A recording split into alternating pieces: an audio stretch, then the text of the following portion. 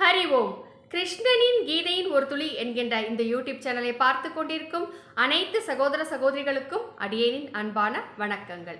இன்றைக்கு நாம் நவராத்திரி கொலுவில் கலசம் வைத்து தேவிகளை எப்படி ஆவாகனம் செய்வது, கொலு வைக்கும் பொழுது பொம்மைகள் எப்படி வைப்பது என்பதற்கான வீடியோவை பலர் பதிவேற்றம் செய்திருக்கிறார்கள். அதை நீங்கள் பார்த்திருப்பீர்கள் அல்லவா? ஆனால் கலசம் வைத்து அந்த கொலுவில் மந்திரங்களை கூறி எப்படி தேவிகளை வரவேற்பது, முக்கியமாக மகாலட்சுமி, துர்கா தேவி, சரஸ்வதி, இந்த 3 பேரையும் கொலுவின் போது நாம் தினம்தோறும் வழிபட்டு ஆராதனை செய்கிறோம். அந்த தேவிகளை எப்படி வரவேற்பது என்பதற்கான ஒரு பதிவையும் பூஜை முறை முழுவதையும் அடியேன் பதிவேற்றம் செய்திருக்கிறேன். இப்பொழுது அதில் கூறப்படுகின்ற மந்திரங்களை மட்டும் தனியாக உங்களுக்கு கூறிக்கொண்டே வரப்போகிறேன். ஏனென்றால் இந்த பதிவை நீங்கள் உங்களுக்கு மந்திரம் சொல்வதற்கு வரவில்லை என்றால் இந்த வீடியோவை நீங்கள் ஆன் பண்ணிட்டு இந்த மந்திரங்கள் இந்த வீடியோவில் வரும்பொழுது நீங்கள் அந்த மந்திரங்களில் கூறப்படுகின்றது போல புஷ்பத்தை சமர்ப்பணம் செய்வது, அட்சதையை சமர்ப்பணம் செய்வது, தீர்த்தம் விடுவது, தீபாராதனை, தூபாராதனை போன்ற விஷயங்களை நீங்கள் தொடர்ந்து செய்து கொண்டே வந்துவிடலாம். அதற்கு உண்டான பூஜை பொருட்கள் என்ன என்று அடியேன் கூறுகிறேன். ஒரு தடவை அதை நீங்கள் சரியாக எடுத்து வைத்துக்கொள்ள வேண்டும். வாழைப்பழம், வெற்றிலைப்பாக்கு, நெய் தீபாராதனை காண்பிப்பதற்கு ஒரு தீபக்கால், அதற்கு பிறகு இந்த பஞ்சபாத்திரம் என்று சொல்லப்படக்கூடிய ஒரு இந்த டம்ளர்ல ஸ்பூன் மாதிரி இருக்கும், அதை கண்டிப்பாக அது ஒவ்வொருவருடைய வீட்டிலும் இருக்க வேண்டும். நெய்வேத்தியத்திற்கு வாழைப்பழம், அதற்கு பிறகு மஞ்சள், குங்குமம், அட்சதை, இந்த 3ம் கண்டிப்பாக இருக்க வேண்டும். பத்தி காண்பிப்பதற்கு பக்கத்திலே எடுத்து வைத்துக்கொள்ள வேண்டும். மணி வைத்துக்கொள்ள வேண்டும். வெற்றிலைப்பாக்கு கண்டிப்பாக இருக்க வேண்டும். இவற்றையெல்லாம் வைத்துக்கொண்டு கலசத்திற்கு முன்னால் இப்பொழுது நாம் முதலில் கூறப்பட போகும் மந்திரம் என்னவென்றால், அடியேன் அந்த பதிவிலேயே கூறியிருக்கிறேன். விளக்கத்தை நீங்கள் இந்த வீடியோவில் லிங்கை ஷேர் பண்ணுறேன், பார்த்துக்கோங்க. முதலில் குரு நமஸ்காரம். ஓம் ஸ்ரீ குருப்யோ நமஹ. குரு பிரம்மா, குரு விஷ்ணு, குரு தேவோ மகேஸ்வரஹ, குரு சாக்ஷாத் பரபிரம்மா, தஸ்மை ஸ்ரீ குரவே நமஹ.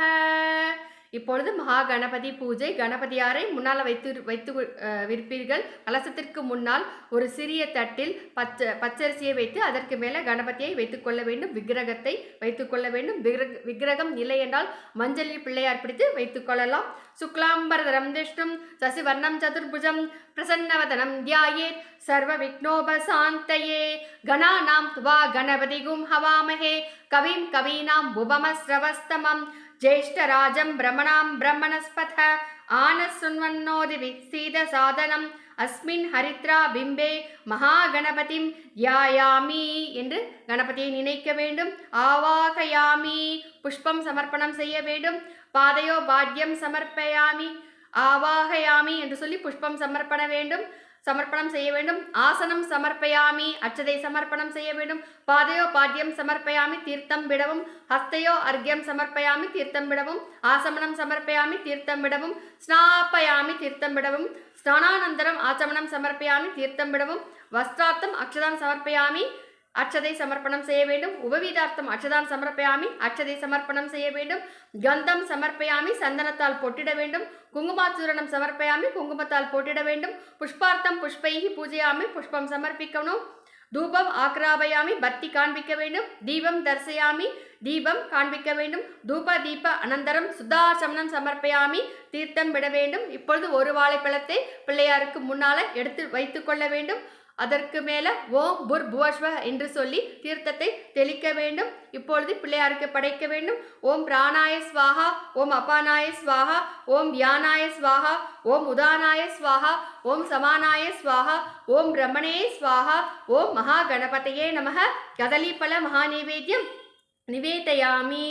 வெற்றிலைப்பாக்கை முன்னால் வைத்துக்கொள்ள வேண்டும். தாம்பூலம் சமர்ப்பயாமி, புஷ்பத்தை சமர்ப்பணம் செய்ய வேண்டும். மந்திர புஷ்பம் சமர்ப்பயாமி, ஸ்வர்ண புஷ்பம் சமர்ப்பயாமி, புஷ்பம் சமர்ப்பணம் செய்ய வேண்டும். சர்வ உபசாரம் சமர்ப்பயாமி என்று சொல்லி தீர்த்தம் விட வேண்டும். இப்பொழுது தீபாராதனை செய்ய வேண்டும். சாம்ராஜ்யம் போஜ்யம் ஸ்வராஜ்யம் வைராஜ்யம் பாரமேஷ்டிகும் ராஜ்யம் மகாராஜ்யம் ஆதிபத்தியம்.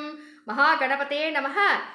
நெய் தீபாராதனை தீபம் தர்சயாமி. கற்பூரத்தை காண்பித்தால் கற்பூர நீராஞ்சன தீபம் தர்சயாமி. அவ்வளவுதாங்க, கணபதி பூஜை முடிந்துவிட்டது.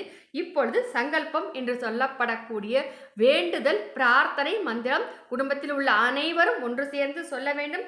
சகல க்ஷேமஸ்த தைரிய வீரிய விஜய ஆயுகு ஆரோக்கிய அஷ்ட ஐஸ்வர்ய அபிவிருத்தியர்த்தம் சீக்கிரமேவ விவாக பிராப்தியர்த்தம் சத் சந்தான பிராப்தியர்த்தம் தொழில் வியாபார அநேக கோடி தனலாப அபிவிருத்தியர்த்தம் சமஸ்த சரீர ருணரோக உபத்ரவ நிவர்த்தியர்த்தம் தீர்க்க மாங்கல்ய பிராப்தியர்த்தம் சக குடும்பானாம் சதவருஷ ஆயுரபிவிருத்தியர்த்தம் வித்யாபரங்கத அபிவிருத்தியர்த்தம் ஸ்ரீ லக்ஷ்மி துர்கா சரஸ்வதி தேவதா கிருபாகடாட்ச சித்தியர்த்தம் சர்வ தேவதா கிருபாகடாட்ச சித்தியர்த்தம் சர்வே ஜனஹா சுகினோ பவந்து லோகா சமஸ்தா சுகினோ பவந்து.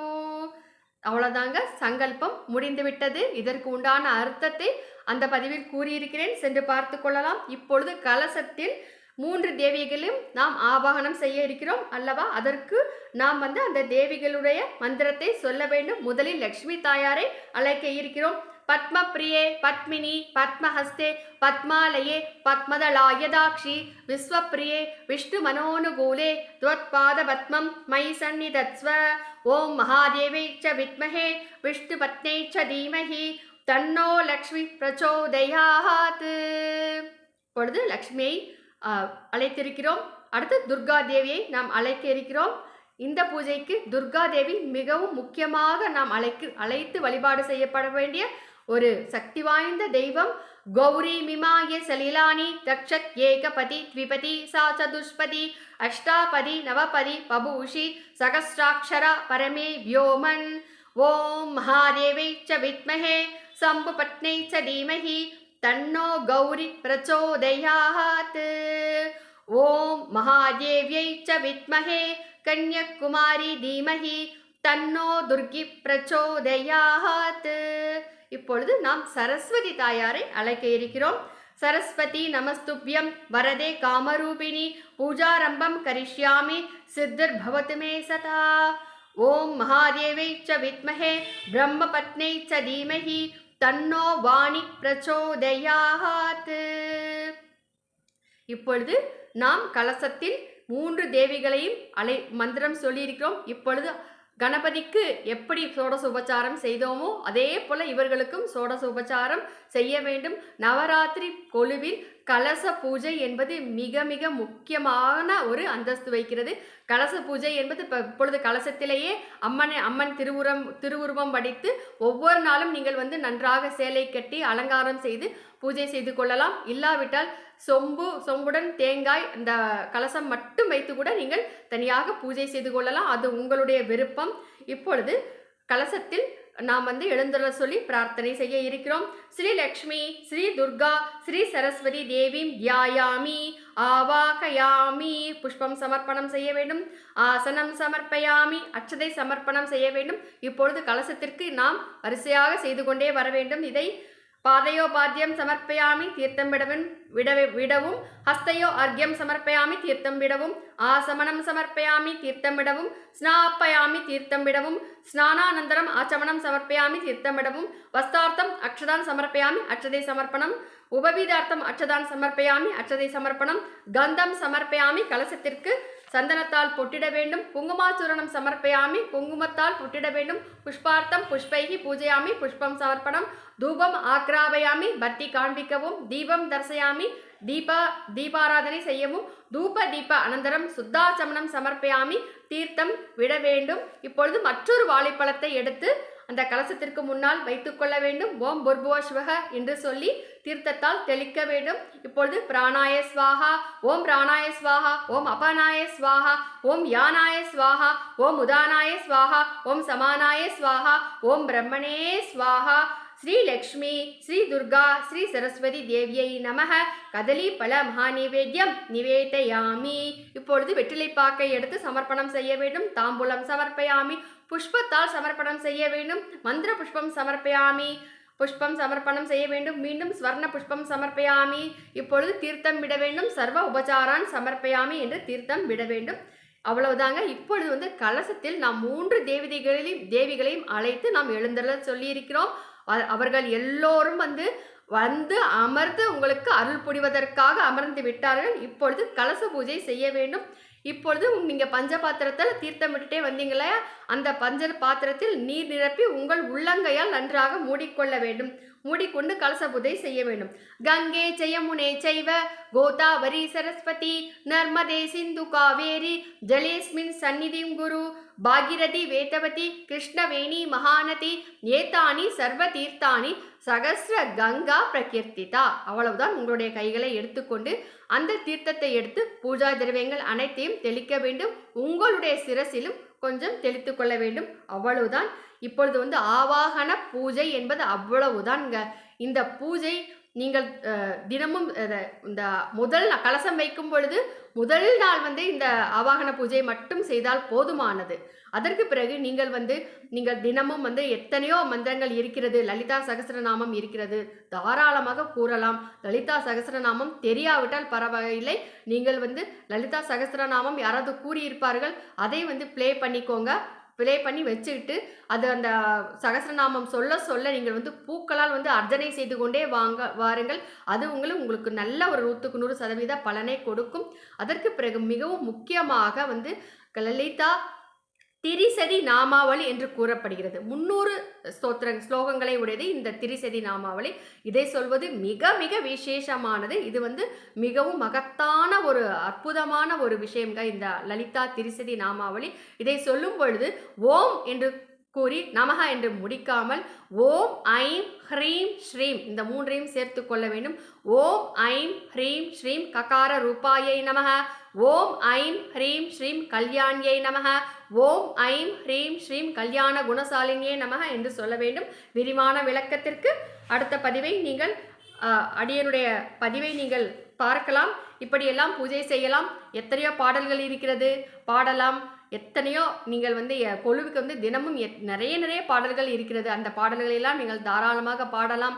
லக்ஷ்மிக்கு அர்ச்சனம் அஷ்டோத்திர சதநாமாவளி சொல்லி அர்ச்சனை செய்யலாம். அதே போல துர்க்கைக்கும் இருக்கிறது, சரஸ்வதி தாயாருக்கும் இருக்கிறது.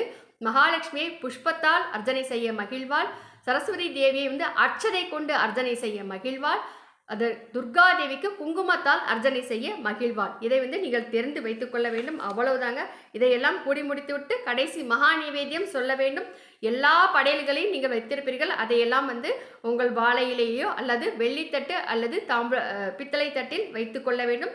வைத்துவிட்டு அதற்கு வந்து கடைசியில் மகா நிவேத்தியம் சொல்வதற்கான மந்திரத்தை அடியேன் சொல்கிறேன், கேளுங்கள். 3 முறை அந்த இது படையில் இருக்கிறதுலே அதை 3 முறை தீர்த்தத்தால் இப்படி சுற்றிவிட வேண்டும். இந்த மந்திரத்தை சொல்லிக்கொண்டே பிரம்மார்ப்பணம் பிரம்மாவிஹி பிரம்மாக்னௌ பிரமணாஹுதம் பிரம்மைவதேன கந்தவ்யம் பிரம்ம கர்ம சமாதினா ஓம் பிராணாய ஸ்வாஹா ஓம் அபானாய ஸ்வாஹா ஓம் யானாய ஸ்வாஹா ஓம் உதானாய ஸ்வாஹா ஓம் சமானாய ஸ்வாஹா ஓம் பிரம்மணே ஸ்வாஹா ஓம் தத்சத் பிரம்மார்ப்பணமஸ்து. ஓம் ஸ்ரீ லக்ஷ்மி துர்கா சரஸ்வதி தேவியை நமக மகா நைவேத்தியம் நிவேதயாமி என்று கூற வேண்டும். அதற்கு பிறகு கற்பூர ஆரத்தி காண்பிக்கும் பொழுது இந்த மந்திரத்தை நீங்கள் சொல்ல வேண்டும். இந்த கொலுவில் வைத்திருக்கின்ற எல்லா பொம்மைகளுக்கும் கற்பூர ஆரத்தி காண்பிக்கும் போது இந்த மந்திரத்தை நீங்கள் சொல்ல வேண்டும். ராஜாதி ராஜாய பிரசக்ய சாயினேஹே நமோ வயம் வைஷ்ணவனாய குர்மகே சமே காமான் காம காமாய மஹ்யம் காமேஸ்வரோ வைஷ்ணவனோ ததாது குபேராய வைஷ்ணவனாய மகாராஜாய நமஹ. லக்ஷ்மீம் க்ஷீரசமுத்திரராஜதனயாம் ஸ்ரீரங்கதாமேஸ்வரீம் தாசிபூத சமஸ்ததேவ வனிதாம் லோகைக தீபாங்குராம் ஸ்ரீமன் மந்தகடாட்ச லப்த விபவ பிரம்மேந்திர கங்காதராம் துவாம் த்ரைலோக்கிய குடும்பினீம் சரசிஜாம் வந்தே முகுந்த பிரியாம் என்று கூறி கடைசியில மங்களம் உங்களுக்கு தெரியும். சங்கராய சங்கராய சங்கராய மங்களம் சங்கரி மனோகராய சாஸ்வதாய மங்களம் குருவராய மங்களம் தத்தாத்ரேயாய மங்களம் கஜானனாய மங்களம் ஷட்டானனாய மங்களம் ரகுவராய மங்களம் வேணு கிருஷ்ண மங்களம் சீதாராம மங்களம் ராதா கிருஷ்ணா மங்களம்.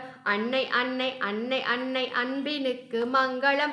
ஆதிசக்தி அம்பிகைக்கு அனந்த கோடி மங்களம் என்று கூறி உங்களுடைய பிரார்த்தனைகளை எல்லாம் கூறி மிகவும் அற்புதமாக பூஜை செய்து அந்த எல்லா முப்பெரும் தேவியினுடைய அருளை பரிபூரணமாக நீங்கள் அனைவரும் பெற்று மகிழ வேண்டும் என்று தேவிகளை பிரார்த்தனை செய்து கொண்டு விடைபெறுகிறேன்.